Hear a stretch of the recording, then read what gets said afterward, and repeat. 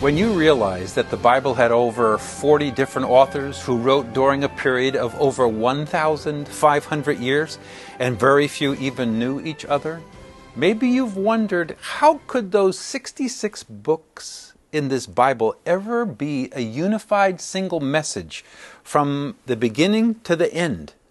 I wondered that very same thing.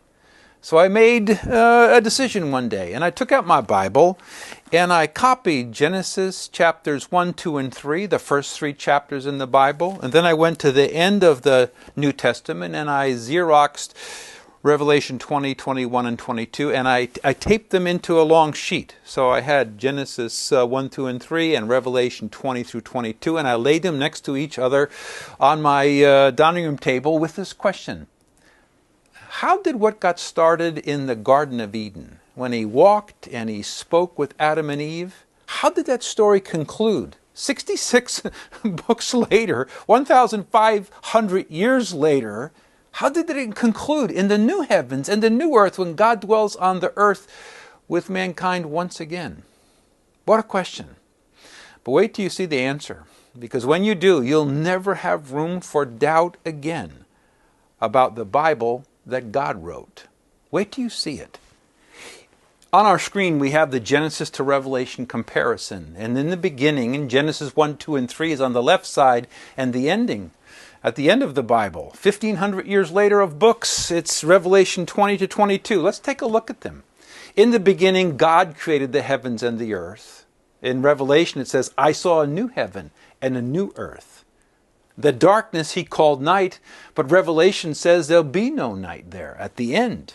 God made 2 great lights, the sun and the moon, but the city, that's New Jerusalem, has no need of the sun or the moon.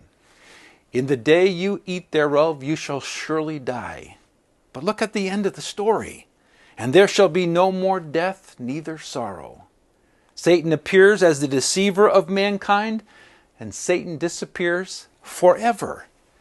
Shown a garden into which defilement entered, but shown a city, just quoting Revelation, word for word here, there shall in no wise enter into it anything that defiles.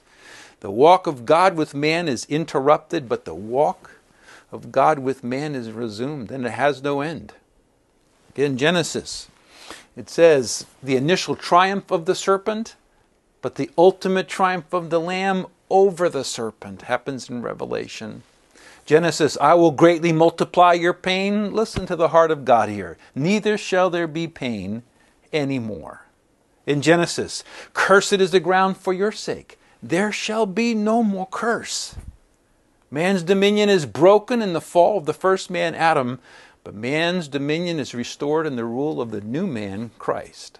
Just think about this next one. The first paradise is closed, but at the end, that same big idea, the new paradise is opened. Access to the tree of life is disinherited in Adam, but access to the tree of life is reinstated in Christ. Wait till you read Revelation. And the end of it is, they were driven from God's presence, and in the book of Revelation, they shall see his face forever. Isn't that just amazing? What got started in the beginning? God from the beginning planned the completion. You see, when Billy Graham said the following words, I think he summarized all of this. He said it this way: I've read the last page of the Bible. It's all going to turn out all right. The Bible, God's holy scriptures for you and me today.